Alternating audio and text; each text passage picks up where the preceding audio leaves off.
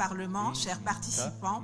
Je voudrais commencer par remercier les organisateurs de la Douma d'État pour nous avoir invités à prendre la parole et à exprimer aujourd'hui mon point de vue et celui des populations africaines qui se reconnaissent dans le combat que nous menons. Lors de cette conférence qui se penche sur le néocolonialisme occidental et la façon dont on peut prévenir une répétition à l'infini de l'histoire. Dans ce cadre, j'ai choisi aujourd'hui de vous parler de l'absolue nécessité de lutter contre la falsification de l'histoire, notamment dans le précaré français, qui entretient un narratif mensonger, que je dénonçais déjà lors du premier sommet Russie-Afrique en octobre 2019 à Sochi, et qui m'a valu quelques menus problèmes, comme certains d'entre vous le savent peut-être. L'histoire qui nous lie à l'Occident commence lorsqu'ils mettent les pieds chez nous, au 19e siècle, au 18e, pour certains, à la recherche de l'or noir.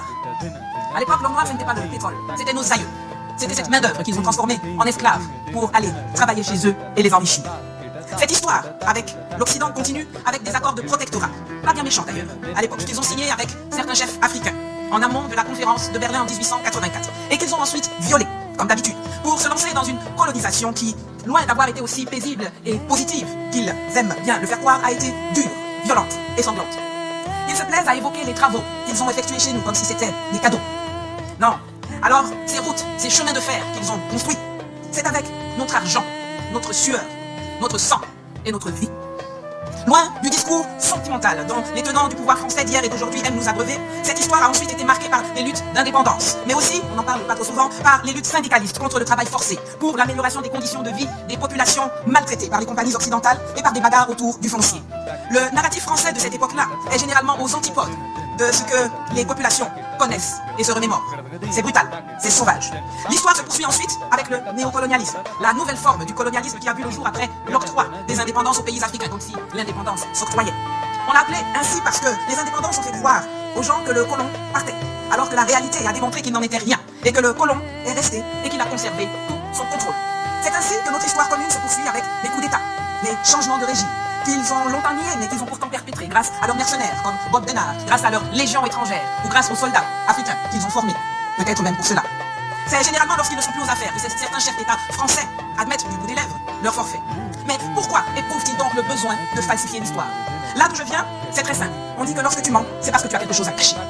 Les politiques français doivent d'abord cacher des choses à leur propre population, dont une partie est anticoloniale et une autre ignorante, se berce d'illusions quant à la grandeur de leur pays ou d'ignorance quant à la provenance de leur confort. Ils doivent ensuite mentir à la communauté internationale, car après s'être posés en défenseurs, en parangons de la démocratie, des lumières, des droits de l'homme, il leur est difficile d'admettre à la face du monde qu'ils ont renoncé à cette valeur pour devenir des geôliers, des tortionnaires de ceux dont ils avaient la tutelle. À nous, Africains, ils mentent pour mieux nous leurrer, pour nous blaguer, pour nous intoxiquer, pour nous endormir, pour nous faire perdre notre estime de soi, et surtout pour continuer à nous dominer et à nous exploiter. Mais avec nous, ils ont fait plus que mentir. Les éveilleurs de conscience, les empêcheurs de tourner en rond, ceux qui ont eu accès à certaines informations, ont été soit intimidés, soit éliminés. Nos dirigeants les plus indociles ont été éjectés ou assassinés. Mais comment font-ils pour falsifier et pour dominer? Le néocolonialisme a un volet politique, un volet économique, un volet militaire et un volet culturel et social. Et pour chacun de ces aspects, il y a eu un discours précis dans lequel nous baignons encore. Si l'on regarde le volet politique, le narratif a présenté le néocolonialisme comme le choix des Africains eux-mêmes, exprimé à travers des chefs d'État complices, choisis et formés par le colon, et prêts à endosser le rôle d'immatures irresponsables, manquant de capacités politiques et intellectuelles nécessaires pour se représenter eux-mêmes dans des instances que les colons ont créées dès 1945, alors que nos pays, en l'état actuel des choses, n'existaient pas encore. Ce discours, nappé d'une pseudo-amitié nouvelle et des attaches dites historiques, dites indéfectibles liant le maître et le sujet, c'est ce discours qui fonde la tutelle politique que nous subissons depuis plus de 60 ans au sein de l'Organisation des Nations Unies, de la Banque mondiale et du FMI. Entre autres, on va aller plus loin. C'est ce narratif qui continue de justifier aujourd'hui encore en mars 2023 l'existence du statut de porte-plume dévolu aux anciennes puissances coloniales au sein des Nations Unies, qui leur réserve le droit de rédiger les résolutions et les communications présidentielles du Conseil de sécurité et de l'Assemblée générale sur l'Afrique. Seul le Mali, avec le colonel Assimi Goïta, a eu la dignité de le récuser il y a quelques semaines. Merci. Sur le plan économique, nos anciens maîtres ont écrit une histoire selon laquelle nos pays sont pauvres, nos économies sont faibles, n'ont pas de capitaux, n'ont pas d'industrie, n'ont pas de moyens et financiers pour se prendre en charge. Ce qui nécessite qu'ils gèrent notre monnaie, qu'ils nous fassent crédit, qu'ils nous apportent une aide, qu'ils présentent comme un acte humanitaire pour leurs anciens sujets, pour nous aider à nous en sortir économiquement. Encore une fois, les présidents africains complices acceptent de signer des traités léonins qui garantissent aux États occidentaux une protection solide et contrôlée contre la concurrence étrangère et leur permettent aujourd'hui encore de faire main basse sur nos économies, les finances publiques, les ressources naturelles de nos pays.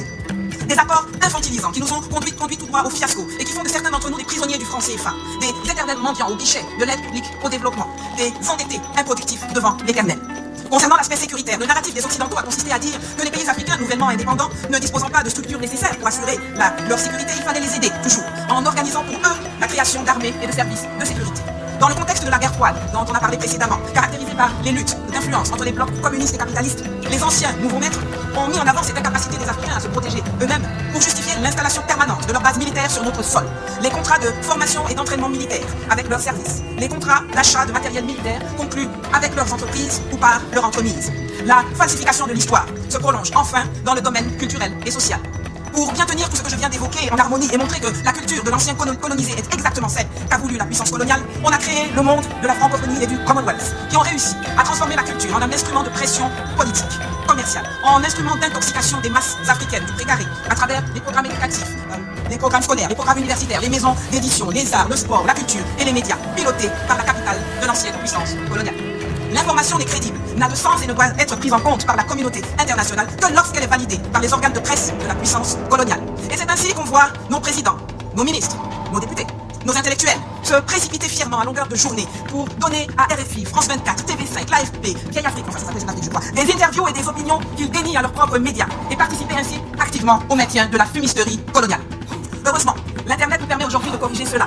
Et une vidéo, un tweet, une conférence, un live de Kémy Séba ou de moi a plus d'audience et plus de résonance que n'importe quelle émission de médias france-africains. Évitez donc d'aller à Paris. Que faut-il donc faire pour mettre un terme à cette falsification qui permet la pérennisation du néocolonialisme occidental?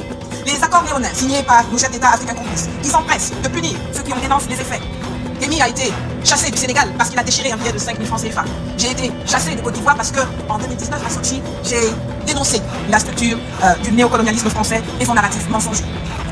Les manuels scolaires, la culture, les musées, les médias sont les moyens visibles qui sont utilisés pour falsifier l'histoire et nous maintenir dans l'escarcelle du néocolonialisme occidental. Mais il y a toute une partie invisible, toute une partie qui se traduit par la dissimulation des archives et le soft power utilisé dans les coulisses des institutions, des événements, des conférences internationales auxquelles l'Afrique n'a pas accès. Quand les Français marchent la nuit dans les couloirs pour aller dire à leurs partenaires internationaux ce qu'ils ont le droit de faire ou non en Afrique, ce continent qu'ils continuent de considérer comme leur propriété et dont ils ont besoin pour survivre, ne serait-ce que en tant que puissance moyenne. C'est pourquoi je m'adresse à présent directement aux amis russes dans la salle. Ouvrez vos archives. Donnez-nous les preuves que vous détenez de ces agissements, maintenant que vous voyez leur méthode et que vous en faites aussi les frais aujourd'hui.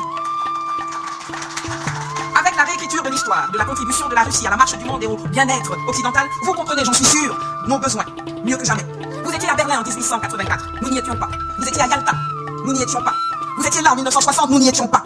Partagez-nous vos informations et vos archives pour nous aider à déconstruire efficacement, scientifiquement, la falsification de l'histoire qui fait le lit du néocolonialisme. Quant à vous, mes frères et sœurs parlementaires africains, j'ai aussi quelque chose à vous dire pour conclure. Tous les jours, au péril de notre vie et de notre confort, nous faisons notre part pour déconstruire le carcan mis en place pour nous maintenir dans l'asservissement. Je vous demande, en rentrant chez vous, de faire votre part pour virer le geôlier et pour briser les chaînes de la tutelle encombrante, hégémonique, peu rassurante et appauvrissante qui nous empêche d'évoluer et de devenir des hommes dignes et libres et prospères au sein de nations africaines unies et apaisées. Certains d'entre vous le font déjà. Après avoir été élu à la tête de l'Assemblée nationale de Côte d'Ivoire en 2001, le professeur Mamadou Koulibaly a fait ce qu'aucun président de l'Assemblée nationale n'avait osé faire auparavant. Il a fait sortir des archives de l'Assemblée nationale les accords léonins qui avaient été passés pour maintenir les pays africains sous la domination de la France. Et il les a publiés intégralement dans un ouvrage intitulé « Les servitudes du pacte colonial ». Pratiquez la transparence. Vous êtes les représentants du peuple. Ne votez pas les lois qui pérennisent le pacte colonial ou qui le réinventent sous de nouvelles formes, comme la nouvelle dictature du climat, que l'on veut nous empêcher, que l'on veut nous imposer pour nous empêcher d'utiliser nos ressources comme nous l'entendons, pour nous développer et pour nous enrichir comme eux l'ont fait par le passé. Le bassin du Congo n'est pas le poumon de la planète. Le bassin du Congo est le poumon du bassin du Congo. Rien de plus, rien de moins. Et il revient exclusivement aux pays de la zone de décider en toute souveraineté et en toute lucidité ce qu'ils veulent faire de leur forêt, de leur terre, de leur faune, de leur flore, de leur flore et de leur sous-sol. Messieurs les parlementaires, mesdames les parlementaires, bloquez la ratification de contrats qui prévoient l'exportation de matières premières non transformées et proposez des lois qui vont enfin nous débarrasser de la tutelle monétaire, des bases militaires occidentales et des programmes scolaires mensongers qui empoisonnent notre continent depuis trop longtemps déjà. Nous avons assez perdu de temps depuis 60 ans. Agissez, agissons, ensemble. Spasiba.